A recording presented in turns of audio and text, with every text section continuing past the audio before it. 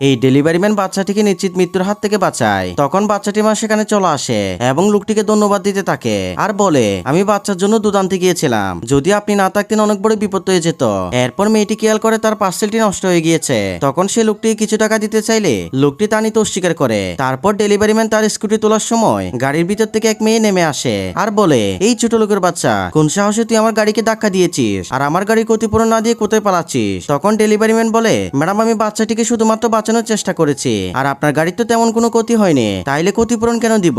কিন্তু মেয়েটি কোনো কথা না শুনে লোকটির কাছে 5 লক্ষ টাকা ক্ষতিপূরণ চাইতে থাকে। আর এসব দেখে বদ্ধ মহিলা বলে, ঠিক আছে আমি আপনার গাড়ির ক্ষতিপূরণ দিব, আপনারা আমার সাথে আসুন। এটা বলে তাদেরকে অফিসে নিয়ে আসে। এরপর বদ্ধ মহিলা দুষ্টু মেয়েটিকে 5 লাখ টাকা দিলে ঠিক সে সময় অফিসের এক কর্মচারী সেখানে চলে আসে। তখন দুষ্টু মেয়েটি তাকে বলে, স্যার আপনি এখানে কেন? এরপর বন্ধুরা কি হয় সেটি দেখার আগে তুমি যদি তোমার মাকে ভালোবেসে থাকো, ভিডিওটা একটা লাইক দিয়ে চ্যানেলটি সাবস্ক্রাইব করো। আসলে দুষ্টু মেয়েটি এই অফিস ইন্টারভিউ দিতে এসেছে।